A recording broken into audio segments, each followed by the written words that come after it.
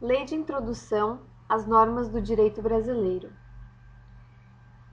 Elas não integram o Código Civil.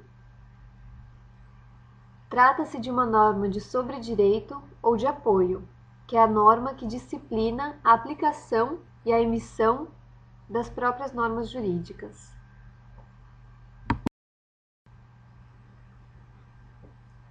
Lei é a norma escrita emanada do poder público com caráter genérico e impessoal. Características da lei. As características da lei são generalidade ou impessoalidade, obrigatoriedade ou imperatividade, permanência ou persistência e autorizante. A característica da generalidade ou impessoalidade consiste na ideia de que a lei se dirige a todas as pessoas indistintamente. Uma exceção a essa característica da generalidade é a lei formal ou singular, que é a lei feita exclusivamente para uma pessoa, como, por exemplo, uma lei que regula a aposentadoria de uma grande personalidade. Mas, em regra, a lei se dirige a todas as pessoas indistintamente. A característica da obrigatoriedade ou da imperatividade dispõe que a lei é imperativa, porque o seu descumprimento gera uma sanção.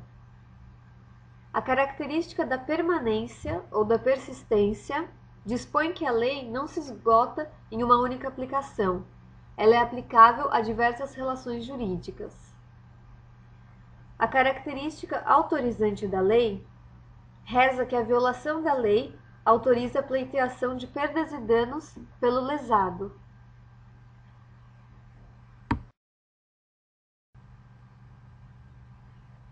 Classificação das leis segundo sua força obrigatória. Segundo a força obrigatória, as leis podem ser cogentes ou supletivas. As leis cogentes, também chamadas de injuntivas, são as leis de ordem pública que não podem ser modificadas pela vontade das partes.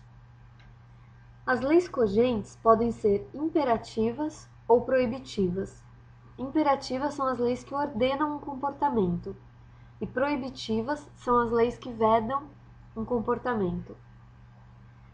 As leis supletivas, também chamadas de permissivas ou dispositivas, são as leis que regem os interesses particulares e que podem ser alteradas pela vontade das partes, que é o caso da maioria das leis contratuais. Classificação da lei quanto à sanção. Quanto à sanção, a lei pode ser perfeita, mais que perfeita, menos perfeitas e imperfeitas. As leis perfeitas são as que têm como sanção a sua violação, a nulidade ou a anulabilidade. As leis mais que perfeitas são as leis que têm como sanção tanto a nulidade como uma pena criminal, então elas têm dupla sanção. As leis menos perfeitas são as leis que, quando violadas, prevêem uma sanção diferente da nulidade. E as leis imperfeitas são as leis que, quando violadas, não têm nenhuma sanção. Vacatio legis é o período que medeia entre a publicação e a entrada em vigor de uma lei. No silêncio da lei, a lei entrará em vigor 45 dias após sua publicação. No estrangeiro, ela entrará em vigor 3 meses após a sua publicação. O sistema de vigência no Brasil é o sistema único, também chamado de simultâneo ou sincrônico, que é o sistema que dispõe que a lei entrará em vigor de uma só vez em todo o território nacional. A vacatio legis não é princípio constitucional, ou seja, a lei pode estipular a data em que ela entrará em vigor. Porém, em 3 hipóteses, a vacatio legis é obrigatória.